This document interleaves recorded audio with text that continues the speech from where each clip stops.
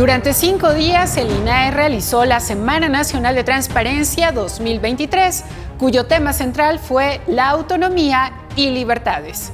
En el encuentro participaron representantes de organismos autónomos, de los poderes ejecutivo, legislativo y judicial, de la academia y de la sociedad civil organizada. Hoy, en Derecho a Saber, un programa del Instituto Nacional de Transparencia, Acceso a la Información y Protección de Datos Personales, el INAI, destacaremos los puntos más importantes de la Semana Nacional de Transparencia, que en esta ocasión se realizó en 5 sedes: Ciudad de México, Mérida, Morelia, Tampico y Tijuana. Bienvenidas, bienvenidos. Con mesas de debate y conferencias magistrales se abordó el papel de los organismos autónomos, el sistema como mecanismo para el combate a la corrupción, órganos de transparencia como garantes de derechos, medios de comunicación y autoridades electorales, así como instancias para fortalecer la democracia. También la visión de los organismos autónomos. En el primer día de actividades, la comisionada presidenta del INAI, Blanca Lilia Ibarra Cadena, destacó el papel de los organismos constitucionales autónomos en la democracia del país. Celebro que esta Semana Nacional de Transparencia discuta sobre la naturaleza, funciones y desempeño de los órganos constitucionales autónomos, lo que nos obliga a informar de manera certera a la sociedad sobre sus funciones y su papel trascendental en la salud de esta República Democrática. La comisionada presidenta enfatizó que la jornada de transparencia permitirá demostrar que los organismos autónomos son una innovación de las democracias modernas.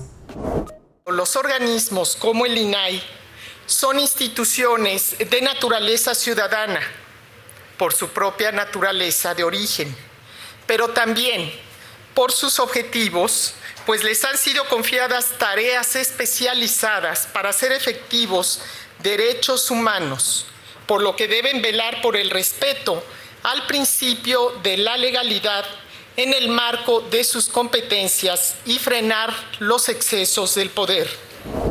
Al inaugurar la Semana Nacional de Transparencia, el presidente de la Junta de Coordinación Política de la Cámara de Diputados, el panista Jorge Romero, señaló que más allá de los gobiernos deben de permanecer instituciones como el INAI. Lo que sí celebramos, y lo digo con absoluta contundencia, es que la Suprema Corte de Justicia de la Nación haya resuelto que tiene que seguir funcionando la transparencia en este país. La senadora Olga Sánchez Cordero coincidió con el panista en que estas instituciones deben seguir, ya que todos los ciudadanos deben de tener acceso a la información pública gubernamental. Estoy convencida que si nosotros vamos a la consolidación de una democracia plena, tenemos que tener la participación activa de la ciudadanía. Durante el segundo día de trabajos en Mérida, Yucatán, David Holiday, de Open Society Foundation's Latin American Program, habló sobre la inteligencia artificial y su relación con la gobernanza y la transparencia, así como los desafíos que enfrentan estas nuevas tecnologías. En su conferencia magistral, El papel de los organismos autónomos en la gobernanza y la transparencia, David Holiday destacó el desarrollo de aplicaciones de inteligencia artificial generativa como ChatGPT, cuya descarga fue tan popular que alcanzó los 3 millones de usuarios en una sola semana. Los datos manipulados por la propaganda autoritaria y la censura pueden distorsionar la producción, por ejemplo, justificando prácticas antidemocráticas o repitiendo como logros y eslóganes gubernamentales. Si bien ese tema se ha prestado mucha atención a la posible replicación de prejuicios humanos, como racismo y sexismo por parte de la inteligencia, se ha prestado mucho menos atención a los prejuicios políticos que la inteligencia artificial podría generar. Los modelos de inteligencia artificial generativa aprenden el patrón o la estructura de los datos de entrenamiento de entrada y luego generan nuevos datos que tienen características similares, ya sean textos o imágenes. Sin embargo, el uso de la inteligencia artificial generativa representa también una amenaza a tres pilares centrales de la gobernanza, que son la representación, la rendición de cuentas y la confianza. Así lo explicó David Holiday de Open Society Foundation's Latin American Program. El aspecto más problemático de la inteligencia artificial generativa es que se esconde en simples vistas, produciendo enormes volúmenes de contenidos que pueden inundar los medios, el paisaje, Internet y la comunicación política con significados sin sentido, tonterías en el mejor de los casos y desinformación en el peor. Para los funcionarios de gobierno, esto socava los esfuerzos por comprender el sentimiento de los electores, amenazando la calidad de la representación democrática. Para los votantes, amenaza los esfuerzos por monitorear lo que hacen los funcionarios electos y los resultados de sus acciones, erosionando responsabilidad democrática. Una medida profiláctica conmutativa razonable en un entorno mediático así sería no crear nada, un nihilismo. Y esto, el hecho de ser inundado con información, va en contra de una democracia vivante y es corrosivo para la confianza social. La naturaleza global de la inteligencia artificial también representa una amenaza para la democracia, pues datos manipulados con información falsa o represiva a favor o en contra de un grupo político o propaganda gubernamental puede ser utilizada como base para alimentar estas aplicaciones de inteligencia artificial y esta nueva información manipulada se difunde de manera masiva. Los datos manipulados por la propaganda autoritaria y la censura pueden distorsionar la producción, por ejemplo, justificando prácticas antidemocráticas o repitiendo como logros y eslóganes gubernamentales. Si bien ese tema se ha prestado mucha atención a la posible replicación de prejuicios humanos, como racismo y sexismo por parte de la inteligencia, se ha prestado mucho menos atención a los prejuicios políticos que la inteligencia artificial podría generar. Luis Carlos Ugalde, consultor y expresidente del Instituto Federal Electoral entre 2003 y 2007, demandó mayor firmeza para defender a los organismos autónomos ante el asedio de los gobiernos. Esto durante el tercer día de actividades. Yo creo que los órganos autónomos que están bajo asedio requieren, desde mi punto de vista, una posición más firme. Eso no significa enfrentamiento, eso significa firmeza para defender su función, su razón de ser. Y creo yo que si eso tiene como consecuencia diferendos con el poder político, pues eso es un problema del poder político, no es un problema de ustedes. Lograr que la transparencia sea un insumo para que haya menos corrupción no está ocurriendo y no es culpa de los órganos garantes, reitero, sino de que otras piezas del sistema político no están funcionando. En su conferencia magistral, la contribución del Sistema Nacional de Transparencia en la consolidación de la democracia en México, afirmó que ante el asedio se necesita mayor defensa, no solo de las posturas jurídicas.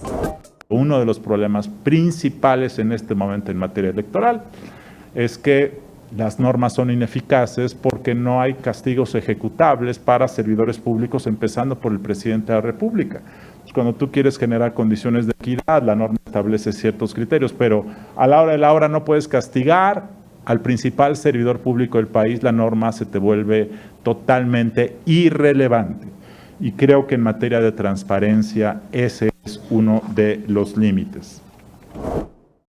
Coincidimos contigo, yo en lo personal, seguramente varios, que hay que diseñar una nueva pedagogía política.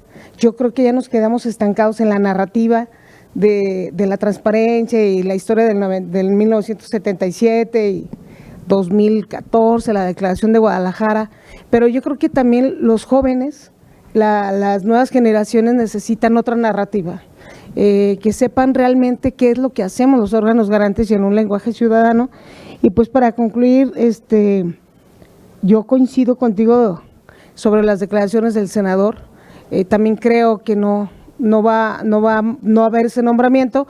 Y ayer en la noche el doctor me decía algo muy importante, que me decía, ya ganaron la batalla jurídica, pero falta la batalla presupuestal, pero sobre todo la política. ¿Cuál es la ruta del INAI?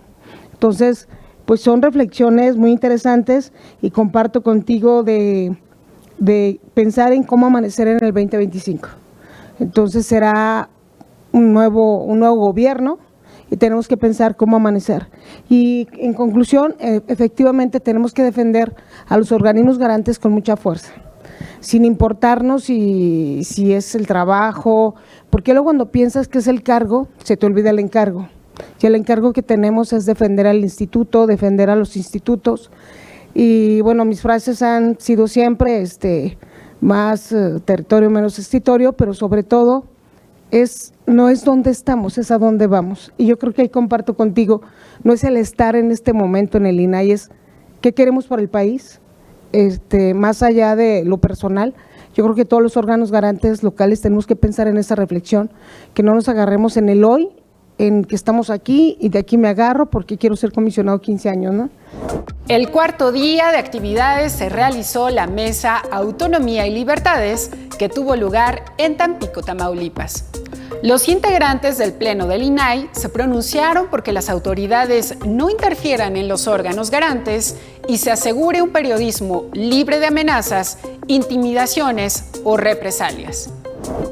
En el INAI y en el Sistema Nacional de Transparencia, estamos conscientes de nuestra responsabilidad frente a los retos que tendremos el año próximo. Por un lado, porque la garantía del derecho a saber facilita a las y los periodistas la obtención de insumos relevantes para el debate público.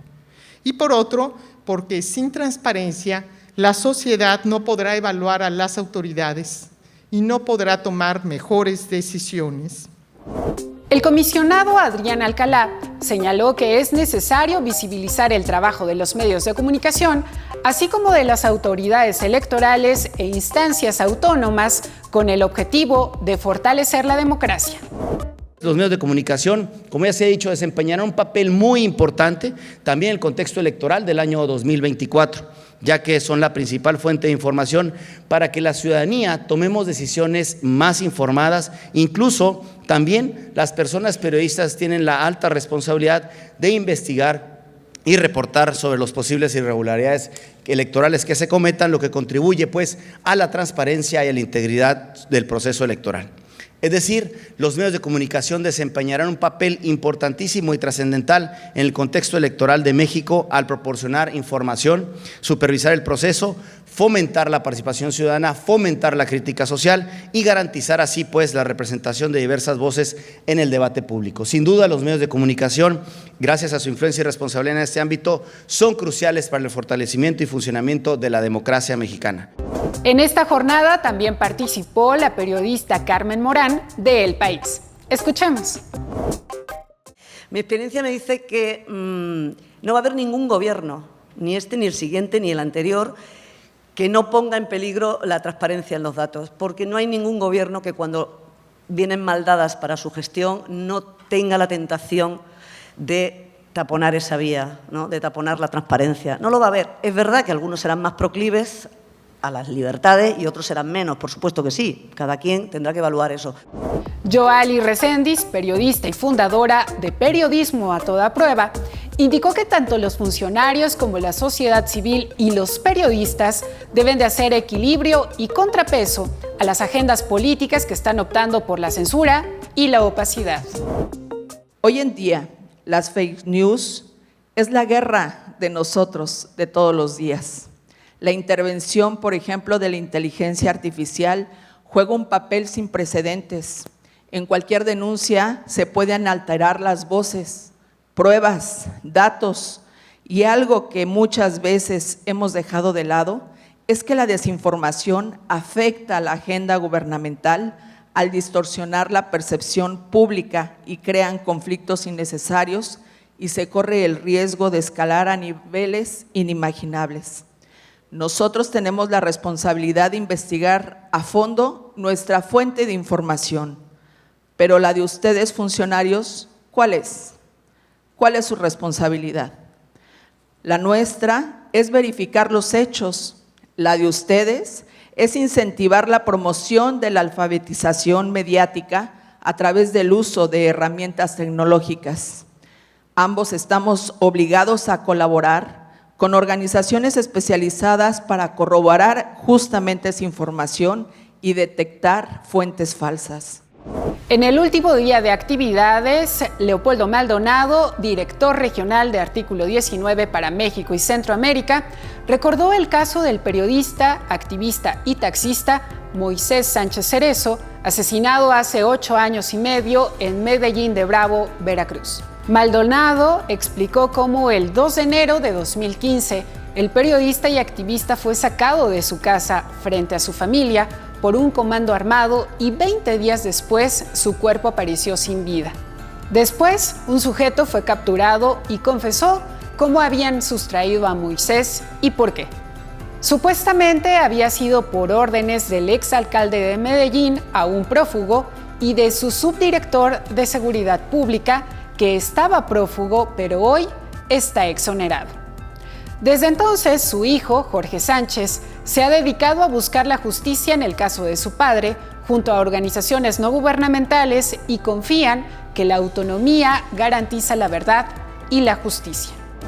La Comisión Nacional de los Derechos Humanos emitió una recomendación que es lo único a lo que hemos accedido, de cierta manera, para avanzar en el acceso a la verdad y a la justicia, para presentársela a las autoridades. Aquí está el doctor Luis Raúl, que en aquel entonces encabezaba la Comisión Nacional, y decíamos, aquí está, se acredita como víctima, él puede acceder a apoyos como víctima, pero sobre todo a la justicia.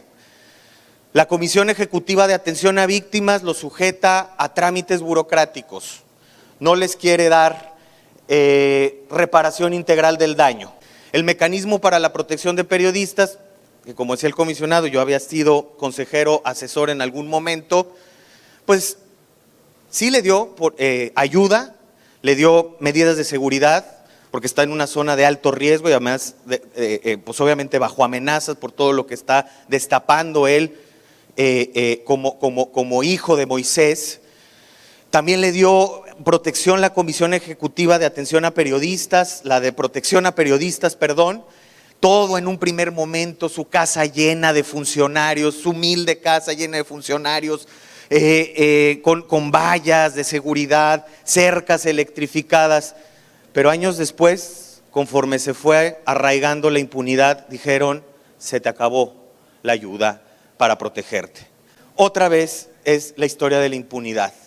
Hablamos de 5 administraciones y la misma impunidad.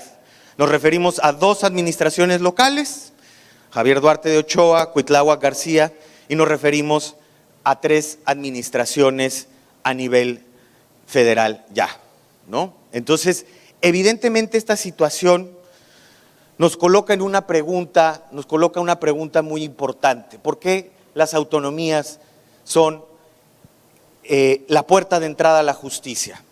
Detrás de esas siglas, detrás del gran boato de las instituciones, detrás de todos los protocolos, las víctimas no están encontrando que su voz resuene, no están accediendo a la justicia. Y ahí está, engordándose la lista de periodistas asesinados, como Lourdes Maldonado aquí en Tijuana, como Margarito también acá en Tijuana. Por eso son importantes las designaciones, ya lo decía el doctor Luis Raúl, las designaciones transparentes, con instrumentos técnicos, con criterios objetivos, que los mejores perfiles lleguen a encabezar las instituciones, que las instituciones sean depuradas por esos perfiles. Pero las autonomías no gustan porque son contrapesos políticos al poder hegemónico, porque no dejan ejercer esas facultades metaconstitucionales. Entonces, hoy ante sí, más de 100 designaciones que no han sido satisfechas por parte del órgano legislativo, entre ellas, por supuesto, la del INAI, que nos convoca y nos provoca y que tuvo que entrar otro poder del Estado a enmendarle la plana precisamente al poder legislativo. Solamente así, mediante poderes autónomos, independientes, imparciales, que se deben a la gente y no a los compromisos políticos o económicos, es que las víctimas pueden acceder a la justicia. Por eso es importante la autonomía, por eso es importante mantenerla, atesorarla, empujarla, no cejar para que se ejerza captura del Estado por parte de estos grupos de interés político. Porque como dijo Moisés, y lo dijo muy claramente antes de morir, vivir con miedo no es opción. Eso es nuestro norte hoy día, y ante la ineficacia del Estado mexicano estamos acudiendo a la Comisión Interamericana de Derechos Humanos. Nos va a llevar mucho tiempo, pero ya nos llevó 8 años. La familia está dispuesta a esperar más. Sus nietos, su esposa, su hijo, sus hermanos están dispuestos a esperar más. Porque, repito, vivir con miedo no es opción. Y para eso necesitamos desde la ciudadanía construir instituciones autónomas, eficaces, diligentes, independientes e imparciales. Al cierre de la jornada, Luis Raúl González Pérez, titular del Programa Universitario de Derechos Humanos de la UNAM y ex titular de la CNDH, ofreció la conferencia magistral Zona de Riesgo de los Organismos Constitucionales Autónomos, los OCAS. González Pérez considera que la primera zona de riesgo respecto a los órganos autónomos es la designación de integrantes y titulares. Por supuesto, se requiere de la expertise de quienes vayan a ingresar a estos organismos, pero también de quien los designe. ¿Qué es el sello y esencia distintivos de los OCAS? Su autonomía. La misma permite señalar los actos concretos que califica esa autonomía, dependiendo del órgano de que se trate, de los excesos de poder, o bien aquellas políticas públicas establecidas por el gobierno que pueden ir en contra de la sociedad en general, o bien de grupos específicos, o bien pronunciarse sobre actores privados en la prestación de bienes y servicios que impactan los derechos de las y los gobernados. Otra zona de riesgo es la inanición funcional y operativa, que el caso más emblemático lo tenemos en el INAI. Está derivado de la omisión y responsabilidad, y que conlleva responsabilidad de quien tiene que designar a los integrantes de este organismo. Pero lo mismo sucede con otras vacantes. Esta es una lista, sé que no se alcanza a ver, pero aquí hay muchísimos organismos pendientes de designaciones, lo cual hace que la operatividad de estas instituciones pueda verse mermada. Tenemos 3 vacantes en el INAI, 3 vacantes en IFETEL, tenemos en varios tribunales pendientes de resolución. Entonces aquí hay una zona de riesgo muy importante. Por eso es de celebrar la reciente resolución o las 2 recientes resoluciones de la Suprema Corte de Justicia. La primera donde se otorga la suspensión para que el INAI pueda funcionar con 4 de los 7 comisionados y no como la ley, su ley prevé de un mínimo de 5. ¿Qué hizo el Poder Constituyente? Y no digo mucho porque hay un experto aquí, que es Juan Carlos Salamanca, que hablará de ello. Privilegió el poder judicial, la Suprema Corte de Justicia privilegió al otorgar esta suspensión, proteger el interés jurídico constitucionalmente establecido, de que se tenga acceso a la información y la protección de datos por encima de un precepto legal secundario, pero por la irresponsabilidad del poder legislativo, al no cumplir su obligación. Y digamos, uno se podría preguntar si es deliberado o no. y uno tendría que responderse, ¿se conocen o no el término del periodo para el cual fueron designados los comisionados? Sí, con mucha anticipación. Desde que se designan se sabe cuándo terminan su periodo. Entonces, ¿cómo no preverlo? Pero segundo, la ley lo recuerda. Se tiene que iniciar con cierto tiempo de anticipación, si no mal recuerdo, 60 días. Entonces, la respuesta, ustedes ténganla, si es deliberado o no. En la clausura de la Semana Nacional de Transparencia, la comisionada Josefina Román Vergara destacó la importancia de contar con organismos autónomos y señaló que la independencia es una garantía de que se cumpla con la misión de supervisar y fiscalizar el ejercicio del poder público de manera objetiva y justa. Las discusiones que hemos tenido esta Semana Nacional de Transparencia han demostrado que la autonomía constitucional es esencial para hacer notar que los conocidos OCAS, órganos constitucionalmente autónomos, podemos llevar a cabo la labor de manera imparcial y sin precisiones políticas indebidas. Pues la independencia es una garantía de que se cumpla con la misión de supervisar y fiscalizar el ejercicio del poder público de manera objetiva y justa.